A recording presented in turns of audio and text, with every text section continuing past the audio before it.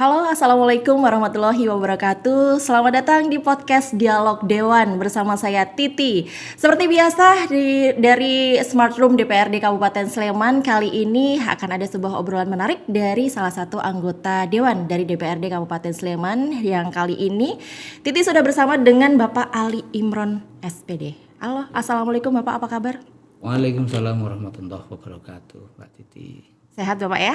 Alhamdulillah sehat-sehat. Tahun baru 2025, semangat baru, dan ini adalah anggota DPRD Sleman yang baru juga?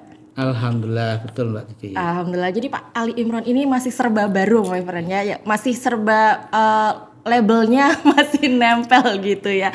Oke, baik, kali ini Titi akan memperkenalkan sedikit mengenai Pak Ali Imron SPD. Beliau adalah anggota Dewan dari fraksi Partai Keadilan Sejahtera Dapil 4 Depok dan Berbah. Betul, Dapil Maut ya Pak ya? Kenapa Depok. Maut, Depok itu karena banyak ini ya, banyak pemilihnya, banyak yang memperebutkan namanya suara di daerah situ. Dengar sih seperti itu Depok. Saya malah ya. baru tahu kalau baru tahu. Saya kasih tahu ya Pak ya. Baik, beliau juga wakil ketua fraksi Partai Keadilan Sejahtera, seperti itu ya Bapak ya, dan juga anggota Komisi D DPRD Kabupaten Sleman. Ini terkait masalah kesehatan, agama, pendidikan juga ya Pak ya, pemberdayaan masyarakat, sosial, dan juga olahraga. Oke. Dan selain itu ini yang terakhir adalah sebagai anggota Badan Musyawarah DPRD Kabupaten Sleman.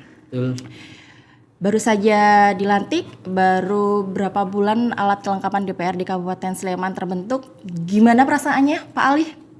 Ya alhamdulillah, senang-senang, bahagia. Senang ya, bahagia. Hidup ini dijalani dengan penuh dengan kebahagiaan. Sebisa mungkin begitu. Oh iya, pokoknya apapun yang terjadi harus bahagia gitu aja ya Pak ya. Iya. Saya pengen tanya dulu deh. Masa hidup sekali dibuat susah.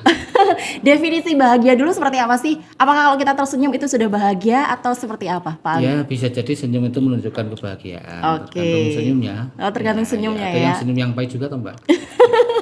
Senyum yang dipaksakan, senyum yang tidak berangkat dari hati, senyum yang hanya barangkali hanya sekedar ngewangun-wangun lah. Iya, basa-basi doang ya Pak ya. Oke, baik, kita sudah belajar sedikit mengenai bahagia nih my friend ya dengan Pak Ali Imron. Dan tentu saja ada sebuah tema yang akan kita bahas di podcast Dewan kali ini mengenai implementasi pendidikan karakter menuju generasi Indonesia Emas. Indonesia Emas itu tahun 2045.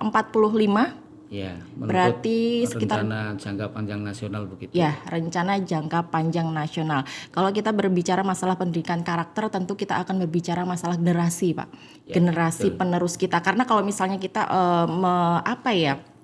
mengupgrade orang-orang yang sudah kita bilangnya dewasa, senior ya Pak ya, untuk dimasukin hal-hal baru, itu mungkin mereka sudah agak susah. Tapi kita akan membicarakan masalah generasi, bagaimana pendidikan karakter ini bisa mereka pahami, bisa mereka serap. Karena di Sleman sendiri kita akrab dengan budaya unggah-ungguh, kita akrab dengan yang namanya sopan santun dan sebagainya.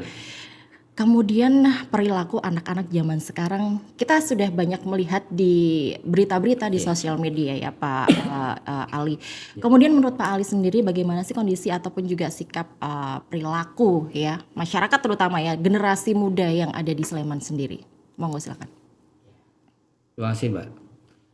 Kalau berkaitan dengan perilaku generasi kita ya.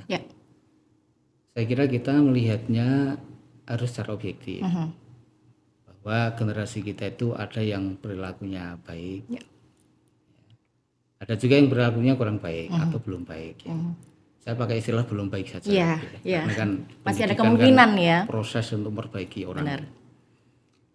Nah begitu, jadi banyak yang baik ya perilaku generasi muda kita ini, tapi juga tidak sedikit yang belum baik, gitu ya. Masih membutuhkan edukasi, pendampingan lebih lanjut agar kemudian perilaku mereka yang belum baik itu kemudian di kemudian hari bisa menjadi lebih baik.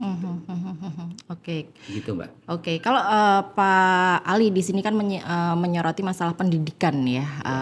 Kemudian di Sleman sendiri pendidikan karakter sekarang kan mulai masuk nih ya Pak. Kalau dulu kita punya budi pekerti ya Pak ya, pelajaran budi pekerti itu ada, tapi sekarang tidak ada dan sekarang mencoba untuk dimasukin lagi. Nah itu Apa ya, mungkin penyesuaiannya lagi seperti apa, karena kita melihat generasi muda zaman sekarang itu kita harus berlomba gitu dengan kemajuan teknologi dan juga dengan hal-hal yang mungkin kita bisa bilang old school gitu ya Pak ya, karena masalah tata krama, masalah sopan santun, masalah perilaku. Pak Ali. Ya sebenarnya pendidikan budi pekerti atau pendidikan karakter atau pendidikan akhlak itu sejak dari dulu itu ya sudah ada dan ditekankan gitu ya, karena memang substansi dari pendidikan itu ya pembentukan kepribadian gitu, atau karakter gitu. Cuma memang bentuk programnya dari masa ke masa berubah ya, tapi berubahnya itu mungkin namanya lah gitu ya, tapi substansinya sama gitu ya. Karena ya tidak dinamakan pendidikan kalau dia tidak membentuk karakter seseorang atau kepribadian seseorang menjadi pribadi yang baik, pribadi yang mulia gitu ya, dengan segala bentuk turunan yang ada di dalamnya gitu. Jadi seperti itu Mbak, pendidikan itu ya sekali lagi pendidikan tidak akan disebut sebagai pendidikan kalau dia tidak ada unsur pembentukan moralitas, karakter, akhlak atau budi pekerti. Jadi Dan itu sejak dulu sampai sekarang itu terus ditekankan. Kalau sekarang istilah trennya kan pendidikan karakter. Iya. Jadi satu kesatuan itu memang harus semuanya tercapai ya, tidak cuma satu doang masalah ilmunya saja, tapi akhlak itu juga jauh lebih penting. Kemudian untuk regulasi Pak, untuk regulasi yang ada di Kabupaten Sleman sendiri yang mengatur mengenai pendidikan karakter di sini sudah sejauh mana? Kalau regulasi yang ada di Sleman ya kaitannya dengan pendidikan karakter, yang terbaru ini kan ada Perda ya, ada Perda PPK ya, penguatan pendidikan karakter. Yang ini kalau tidak salah baru disahkan bulan Juli 2024 yang lalu gitu. Dan saya coba pelajari, saya baca cermati gitu ya tentang Perda tersebut, Perda nomor 4 tahun 2024 ya. Itu cukup lengkap, komprehensif Pak. Nah, tinggal bagaimana kemudian Perda yang sudah disahkan tahun lalu ya, ya tepatnya 6 bulan yang lalu lah ya, baru bulan Juli kemarin itu diimplementasikan dengan sebaik-baiknya. Ya, sudah atau belum Pak? Lingkup lembaga pendidikan. Kalau dalam konteks Perda ini, karena Perda ini kan nanti diikuti dengan Perbub ya untuk implementasinya. Nah sebenarnya ini kan Perbubnya setahu saya belum ada, gitu. Kan baru 6 bulan. Ya. Tapi sejatinya apa yang tertuang di dalam Perda PPK ya, sebutannya penguatan pendidikan karakter yang disahkan bulan Juli 2024 yang lalu itu ya, itu kalau di lembaga-lembaga pendidikan itu sudah masuk lah contoh gitu ya. Sudah masuk gitu. Tinggal bagaimana penguatan yang ada di Sleman ini nanti, khususnya di lembaga-lembaga pendidikan yang ada di Sleman ini agar kemudian betul-betul Perda ini diimplementasikan dengan sebaik-baiknya gitu dan disupport betul ya oleh pemerintah gitu ya, bukan sekedar kemudian Perda hanya sekedar Perda. Iya, formalitas saja ya Pak ya. Ya, itu yang tidak kita inginkan. Gitu. Kemudian poin-poin penting yang ada di Perda itu apa saja Pak Ali? Ya kalau di dalam Perda itu kan mengatur tentang lingkup pendidikan yang bertanggung jawab ya terhadap pendidikan karakter itu, baik lembaga formal ya, sekolah, lembaga non formal ya, lembaga-lembaga yang di luar sekolah ya, ataupun lembaga informal ya yang ada di dalam lingkungan keluarga dan masyarakat gitu. Jadi ini poin penting saya kira di dalam pendidikan karakter itu atau dalam penguatan pendidikan karakter ya. Dan selama ini prakteknya sulit kalau kemudian masing-masing lembaga pendidikan itu non formal, formal, non formal maupun informal itu tidak memerankan dengan sebaik-baiknya dalam pendidikan karakter ini gitu ya. Dan begitu pula di sekolah formal ya. Itu juga demikian, mereka nggak akan bisa berhasil dengan baik memberikan pendidikan karakter ya kepada para peserta didik atau para siswanya kalau kemudian tidak ada kerjasama dengan ya secara baik ya sinergi dengan masyarakat dan juga keluarga ya, itu yang sering kita kenal dengan trilogi pendidikan itu. Jadi tetap aja ini sistem ya Pak ya, tidak bisa satu sisi saja, ini semuanya berkaitan gitu. Kemudian mengenai tantangan utama tadi Pak Ali sempat menyebutkan agak sulit gitu ya. Tantangan utamanya dalam mengimplementasikan pendidikan karakter di era saat ini di Kabupaten Sleman. Pertama, pemahaman ya, kesadaran ini menjadi suatu hal yang penting. Kesadaran, pemahaman akan pentingnya pendidikan karakter ini diberikan ya kepada para siswa, para generasi kita gitu. Sehingga betul-betul kalau kesadaran, pemahaman itu sudah ada gitu ya. Saya kira nanti akan diikuti dengan langkah-langkah berikutnya gitu ya. Sudah menganggap ini adalah sesuatu yang sangat vital, sangat penting gitu ya untuk diberikan kepada generasi kita ya. Sehingga segala upaya, segala daya dan upaya itu kemudian dilakukan bagaimana agar kemudian pendidikan karakter itu bisa berhasil dengan baik gitu. Itu. Nah, ini bab yang pertama ya kaitannya dengan tantangan itu, bahwa kesadaran pemahaman itu terus perlu kita berikan pada stakeholder ya dalam konteks pendidikan karakter ini. Oke. Termasuk juga masyarakat kita, karena kita sadari bahwa masyarakat kita ini kan sangat heterogen ya. Ada mereka yang dari kalangan pendidikan yang barangkali sudah sangat memahami akan hal ini, tapi mungkin juga ada dari berbagai macam latar belakang lah yang perlu terus untuk kemudian diedukasi kaitannya dengan kesadaran pentingnya pendidikan karakter ini. Gitu. Oke, kalau kita berbicara masalah pendidikan karakter ya Pak ya, kita dari tadi kita berfokus pada peserta didik. Bagaimana dengan orang ataupun juga sumber daya yang memberikan ilmu kepada peserta didik ini mengenai pendidikan karakter ini? Ya, guru ya peran. Ya, mungkin guru atau mungkin juga harus melibatkan ahli mungkin. Iya. Nah seperti itu. Ya tadi saya sampaikan di depan ya bahwa pendidikan karakter itu harus melibatkan semua pihak. Ya. Stakeholder utama terutama ya guru jelas gitu. Guru di sekolah ya, termasuk yang tidak kalah pentingnya ya orang tua. Orang tua. Bahkan orang tua ini adalah ya dia guru pertama bagi anak-anaknya gitu ya. Orang tua ini kalau menurut saya justru yang akan sangat paling menentukan tentang keberhasilan pendidikan karakter bagi anak-anaknya. Gitu ya. Sekolah ini kan sifatnya membantu ya, apalagi masyarakat gitu. Kalau orang tua, pendidikan di dalam keluarga ini kuat ya, saya yakin gitu ya. Saya yakin pendidikan karakter itu akan bisa berhasil. Nah, disinilah pentingnya betapa orang tua itu juga harus memahami gitu. Yang repot itu kalau kemudian orang tua untuk tantangan yang pertama tadi saya sebutkan ya, kurang memahami akan pentingnya pendidikan karakter. Dan masa bodoh ya Pak ya, nggak mau belajar lagi. Kemudian juga tidak bisa menjadi teladan. Ini yang sekarang juga bisa dibilang ya sebuah krisis lah, gitu.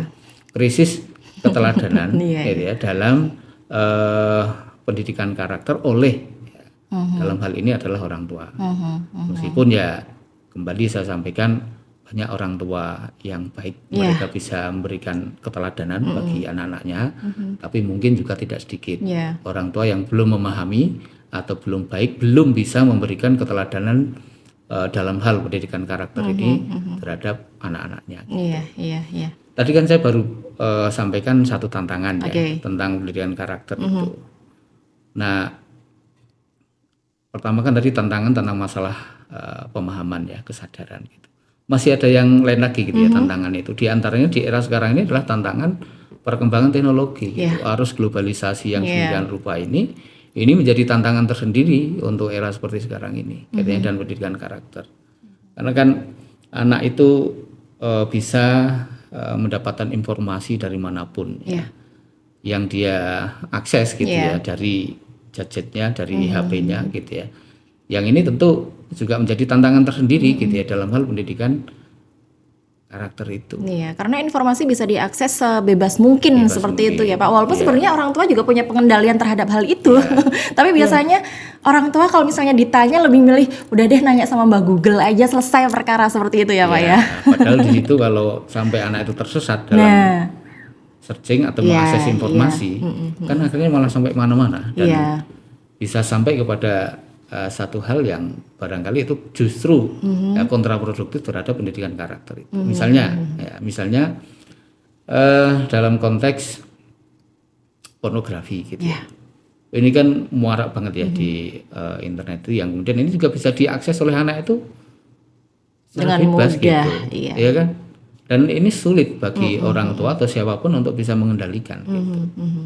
Nah, kalau kemudian anak itu belum disiapkan ya dalam konteks mengakses informasi melalui HP ya, mana yang boleh, mana yang tidak ya, mana yang itu dilarang oleh agama, mana yang diperbolehkan dan seterusnya, ini akan jadi repot, dan justru dari situlah kemudian karakter anak itu bisa jadi terbentuk. Gitu. Pelanggaran-pelanggaran terhadap moralitas, terhadap akhlak, ya, dan seterusnya. Nah itu akan sangat mungkin kemudian terjadi pada generasi kita. Gitu. Ini tantangan yang sekarang ini cukup karena kalau berbicara cukup orang berat gitu ya. orang tua cukup alot ya Pak ya, Ya. karena mereka merasa udah hidup lebih dulu, mereka sudah punya ilmu, mereka sudah punya pengalaman. Jadi kalau misalnya dikoreksi sama anaknya pun kadang kamu tahu apa, seperti itu ya Pak ya.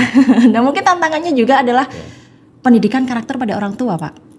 Iya, betul. Tadi kan saya sampaikan bahwa ya kalau pakai istilah yang sederhana itu, kalau menghendaki anaknya baik, ya orang tuanya itu harus baik dulu, ya kan?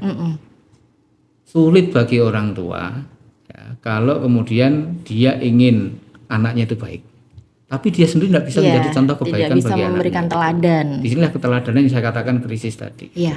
Betapa banyak kenakalan-kenakalan atau penyimpangan yang dilakukan oleh para generasi muda kita itu diantaranya karena memang kurangnya keteladanan dari keluarga, dari orang tua dalam hal ini.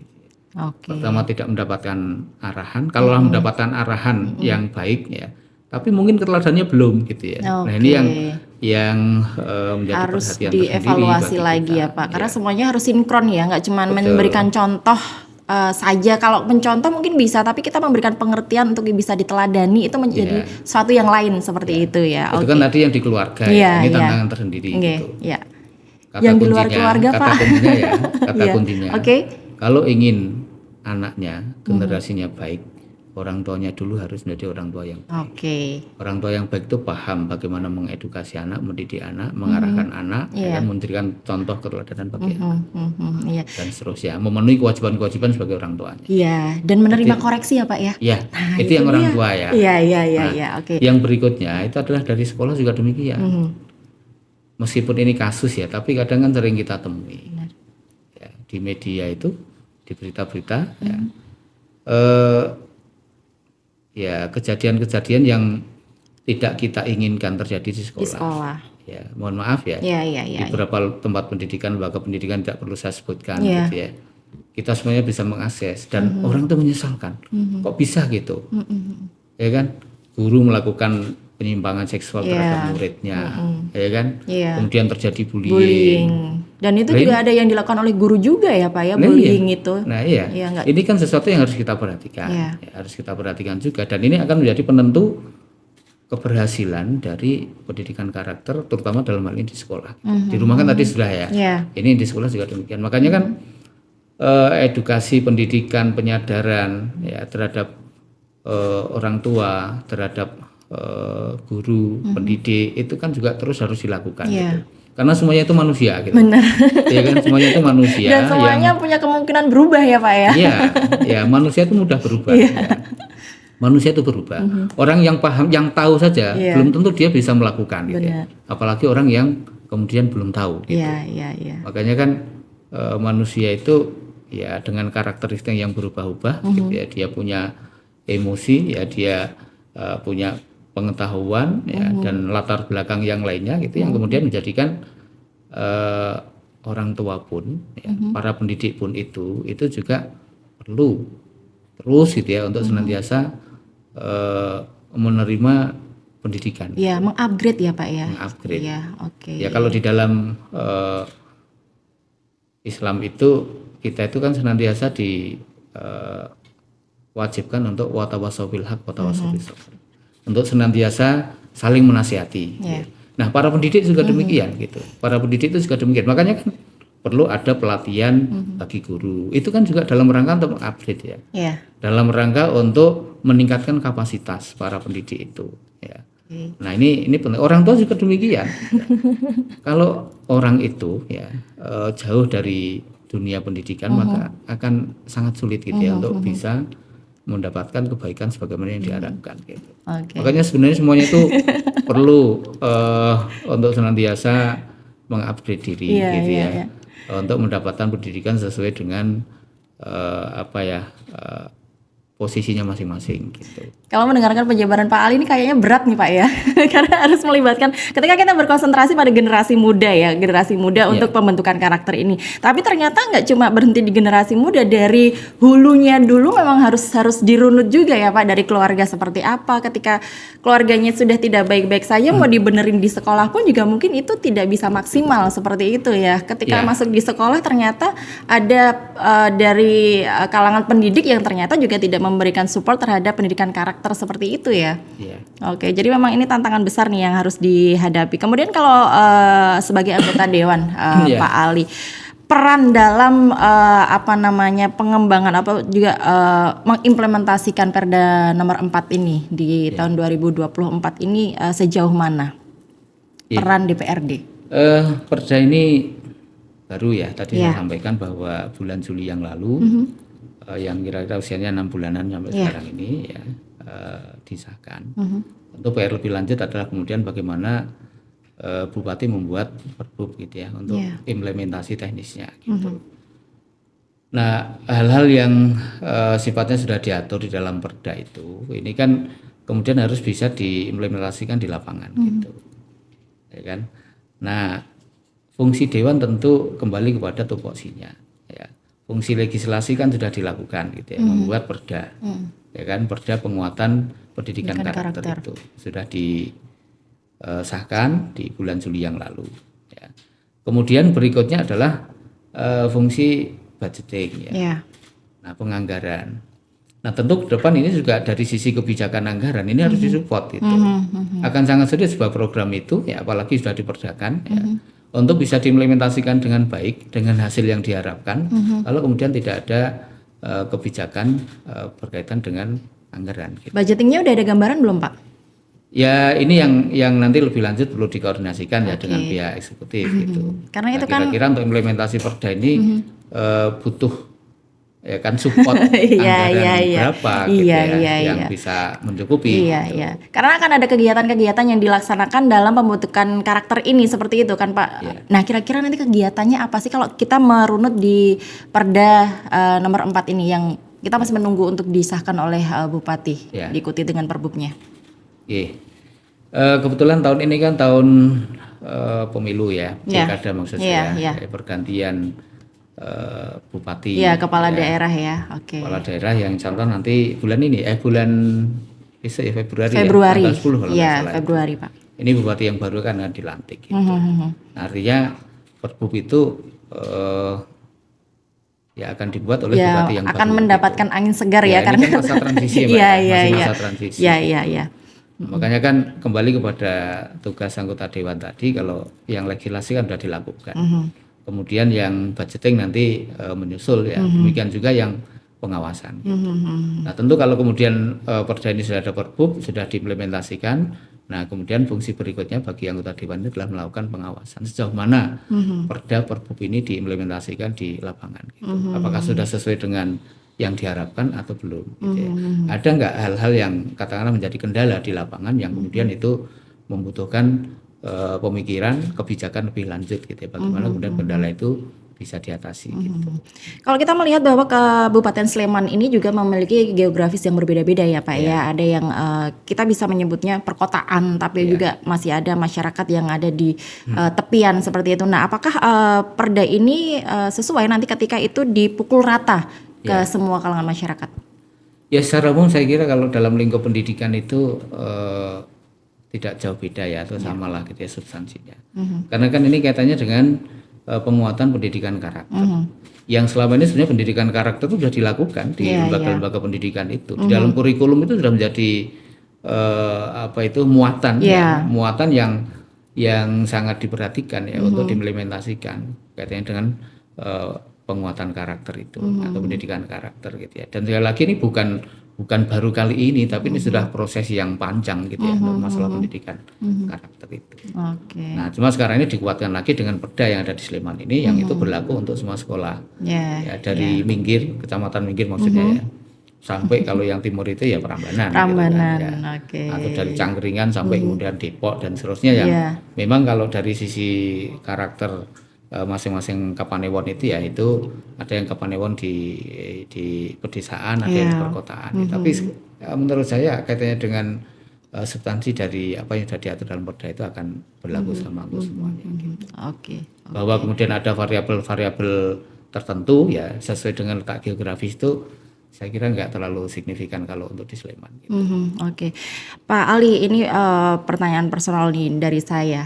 Kira-kira apa sih yang membuat orang tua yang sebenarnya mereka dulu kan juga menjalani pendidikan yang sama. Mereka juga mungkin saya bisa bilang mereka juga lebih keras daripada anak-anaknya yang sekarang. Tapi kenapa ketika sekarang anak-anak mendapat perlakuan tidak menyenangkan dari gurunya, hanya sekedar mengingatkan ketika mereka ibarat kata wadul gitu ya Pak, kalau bahasa Jawa ke orang tua malah marah ke gurunya. Padahal kalau zaman dulu, kalau kita dimarahin sama guru, jangan sampai orang tua tahu karena orang tua akan marah sama kita gitu loh. Tapi kalau sekarang enggak, malah gurunya dilaporin. Ini apa yang salah Pak Ali? Saya kira ini juga tidak bisa dikebiahuyah ya bahwa semua orang tua begitu. Beberapa, ada orang tua yang ada seperti kasusnya, itu, ya kan? Ada orang tua yang nggak seperti itu. Masih ada juga orang tua yang seperti kita dulu gitu. Saat kita wadul malah kita justru yang dimarahin. Ya kan? Ada yang dulu pun saya kira mungkin juga ada ya. Cuma kan kita juga dulu belum terekspos lah gitu. Kalau sekarang kan ada medsos gitu ya. Ada satu orang tua saja seolah-olah itu kemudian mewakili semuanya kan itu gitu ya. Kasuistis gitu. Makanya kan dalam hal ini menurut saya tidak usah dikebiahuyah bahwa kemudian ada yang seperti itu, bahwa kemudian pada saat anak itu lapor ke orang tua kemudian orang tuanya lantas kemudian nggak terima, marah bahkan menuntut ke kepolisian gitu ya, melaporkan gurunya yang diduga melakukan kekerasan terhadap anaknya gitu ya. Ada yang seperti itu, tapi juga saya kira banyak juga yang nggak seperti itu. Nah kaitannya dengan hal ini satu sisi ini menjadi pelajaran ya bagi para orang tua ya, dan juga pendidik lah pada umumnya gitu ya. Karena memang mungkin masing-masing punya peran gitu ya. Bisa jadi guru juga melakukan kesalahan, bisa jadi gitu kan, guru juga manusia gitu ya. Nah, tapi kemudian bagaimana kita menyelesaikan persoalan itu saya kira yang terpenting menjadi kesepahaman gitu. Makanya kalau dalam sebuah lembaga pendidikan itu perlu dibangun komunikasi yang baik antara orang tua dengan guru gitu. Jadi membangun kekeluargaan gitu ya. Kan ini sama-sama mendidik anak nih, ya kan? Bapak ibunya mendidik anaknya di rumah, kemudian saat siang disekolahkan ya, dipasrahkan pada guru, pada sekolah untuk dididik sekolah gitu. Nah, artinya peran orang tua dan guru ini kan objeknya sama, yaitu anaknya gitu ya, mendidik anak-anaknya itu gitu. Nah, sehingga alangkah indahnya kalau kemudian terjadi sinergi antara orang tua dengan guru dalam rangka untuk mendidik anak ini. Nah, saya katakan pentingnya komunikasi antara orang tua dengan pihak guru atau sekolah dalam rangka mendidik anak-anaknya ini ya. Sehingga bukan justru saling menuntut. Ya kan? Apalagi saling menyalahkan gitu. Iya, dengan kemajuan teknologi kemudahan berkomunikasi sekarang kan ibarat kata sekarang kan setiap kelas itu pasti ada grup WhatsApp ya Pak ya. Itu ada orang tua, ada guru, ada wali kelas. Nah, sebenarnya itu bisa jadi media sebenarnya ya. Tapi tidak banyak juga orang tua yang memanfaatkan hal tersebut seperti itu ya. Kenapa makanya kan tadi saya katakan ya. Kita sulit gitu mengharapkan pendidikan kita itu akan berhasil kalau tidak ada kemajuan apa, gitu ya, ada hal-hal apa yang perlu diperbaiki, ada tugas dan seterusnya gitu. Saling komunikasi gitu. Jadi itu kan indah ya, bukan justru saling mengintai gitu, saling mencurigai gitu ya. Dan bahkan kemudian saling menuntut gitu ya. Yang di sekolah menyalahkan orang tuanya, iki anak sopo to gitu ya. Lempar-lemparan ya Pak ya. Anak sopo to iki orang tiadab misalnya. Iya, ini di rumah diajari enggak gitu. Atau di rumah juga begitu, iki gurune sapa gitu, anakku koyo ngene enggak tahu sopan santun dan seterusnya. Ini kan sesuatu yang tidak produktif ya. Justru bisa jadi kalau kondisinya semacam ini akan sangat sulit ya bagi kita untuk kalau klop enak ya Pak ya, misalnya anaknya di rumah kok di sekolah B apa yang salah nih, kan bisa langsung ditelusuri. Jadi tadi tidak di belakang tuh kayak bom waktu seperti itu ya jadinya ya. Dan komunikasi yang baik itu saya kira akan menghindari kesalahpahaman. Karena persoalan selama ini yang terjadi itu menurut saya itu adalah karena ada kesalahpahaman. Ada miskomunikasi, ada komunikasi yang tersumbat, tidak ada sinergi, tidak dibangun sinergi maksud saya gitu antara orang tua dengan pihak sekolah. Gitu. Nah ini mestinya harus menjadi program sekolah juga gitu ya. Ada pertemuan wali murid silaturahim dengan sekolah, gitu ya, dengan pihak guru gitu ya, saling sharing gitu tentang perkembangan anak kan. Enak indah ya gitu Pak ya, kan indah gitu ya. dari tadi Kalau Pak ada Ali pakai persoalan indah. ditabayuni itu maksud diklarifikasi gitu ya. Kalau ada persoalan diklarifikasi, bukan langsung kemudian tancap gas gitu ya, langsung emosi gitu ya, belum tahu persoalannya apa gitu, kemudian sudah langsung saling menyalahkan. Oke, kita menunggu Perda nomor 4 tahun 2024 nanti akan dibarengi dengan peraturan bupati ya Pak ya. Nah kalau misalnya nanti sudah keluar peraturan bupati, sejauh mana atau bagaimana peran DPRD dalam part mengawasi pelaksanaan peraturan-peraturan yang ini membersamai pendidikan karakter. Ya, fungsi pengawasan DPRD ya katanya dengan implementasi Perda dan nanti insya Allah ada perbubnya itu ya. Bagaimana kemudian kita bisa melakukan pengawasan di lapangan ya. Ke lembaga-lembaga pendidikan gitu ya. Lembaga pendidikan tadi saya sampaikan ada formal, ada non formal ya. Termasuk yang informal lah gitu ya. Termasuk juga ke masyarakat gitu ya. Anggota DPRD itu kan sering bertemu dengan masyarakat. Gitu. Di dalam resesnya ya. Di sanalah kemudian masyarakat itu menyampaikan aspirasi gitu ya. Menyampaikan aspirasi apa yang sedang terjadi di masyarakat, termasuk harapannya adalah hal-hal yang berkaitan dengan masalah pendidikan ya, masalah generasi muda kita ini, karena ini harus menjadi perhatian kita semua gitu ya. Masyarakat juga begitu ya, jangan hanya sekedar menyalahkan keadaan gitu, tapi juga melihat sumber permasalahannya ya Pak ya, dan juga berusaha mencari solusinya, itu yang terpenting gitu ya. Jangan kemudian hanya kebiau-ya, wah cacah saiki angel dikandani gitu. Cacah saiki nakal-nakal gitu dan seterusnya. Padahal masih ada yang baik ya kan? Gitu ya. Lah dia menjadi begitu siapa? Penyebabnya kan bisa jadi loh ya. Karena orang tua sendiri atau mungkin masyarakat yang tidak kondusif terhadap pembentukan generasi muda kita yang circle menentukan ya Pak ya. Dan gitu. Jadi ini bentuk-bentuk pengawasan nanti bisa bervariasi ya. Bisa bervariasi di lapangan ya, biasa secara formal ke lembaga pendidikan gitu ya. Bisa mungkin secara non formal bertemu dengan masyarakat ya.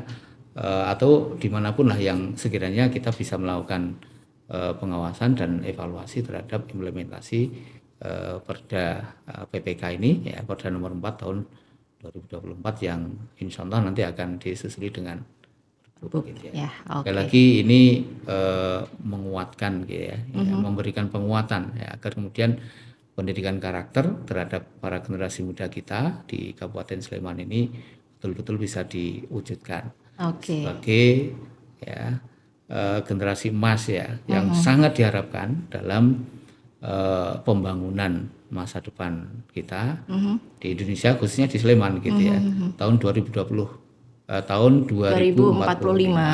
yang diharapkan saat itu Indonesia menjadi negara yang maju gitu kan, menjadi negara yang sejahtera kan gitu. Nah itu harus dimulai sejak sekarang ini. Kan kita bisa berhitung ya, tahun 2045 itu siapa nanti akan jadi pemimpin bangsa ini gitu. Ya kan? Ya anak-anak yang sekarang ini usianya usia 15 tahun gitu ya. Ya kalau usia produktif itu kan usia antara 25 sampai 54 tahun lah ya. Produktif dewasa itu. Nah, ini bisa dihitung gitu ya. Dan katakanlah kalau puncaknya itu usia 40 gitu ya, 40 tahun lah misalnya gitu ya.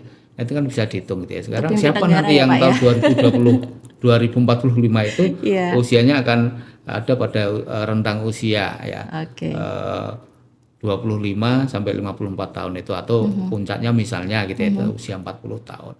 Nah, artinya ya generasi itulah yang sekarang itu harus betul-betul kita siapkan gitu ya, agar kemudian betul-betul menjadi generasi emas gitu ya, jangan sampai menjadi generasi yang cemas. Gitu.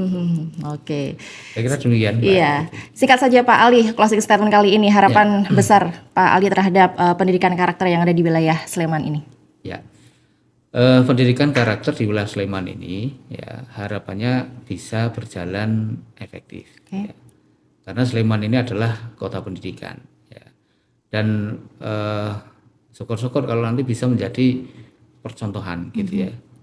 Kita kota pendidikan itu mestinya dalam urusan pendidikan karakter itu ya kita ya perhatiannya lebih lah gitu ya. Perhatiannya lebih, yang dengan perhatian yang lebih itu ya akhirnya nanti akan bisa mendapatkan hasil sebagaimana yang kita harapkan gitu.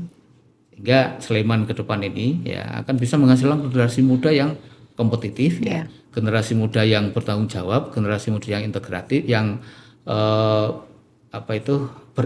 berintegritas gitu ya. Kemudian juga yang akan berkontribusi terhadap pembangunan Sleman ini di masa yang akan datang sehingga menjadi Sleman yang betul-betul maju dan sejahtera. Oke, baik, terima kasih Pak Ali Imron SPD, anggota DPRD dari fraksi PKS yang sudah ngobrol di podcast Dialog Dewan kali ini. Kita berharap nanti pendidikan karakter di Sleman maksimal ya dengan adanya Perda nomor 4 tahun 2024 dan juga nanti semoga saja disusul dengan peraturan Bupati yang semoga saja akan segera disahkan seperti itu. Terima kasih Pak Ali Imron, selamat melanjutkan tugas untuk memperjuangkan pendidikan yang ada di Kabupaten Sleman. Dan demikian podcast Dialog Dewan kali ini. Kita berjumpa lagi di podcast Dialog Dewan di kesempatan selanjutnya. Tim pamit, Assalamualaikum warahmatullahi wabarakatuh. Waalaikumsalam warahmatullahi wabarakatuh.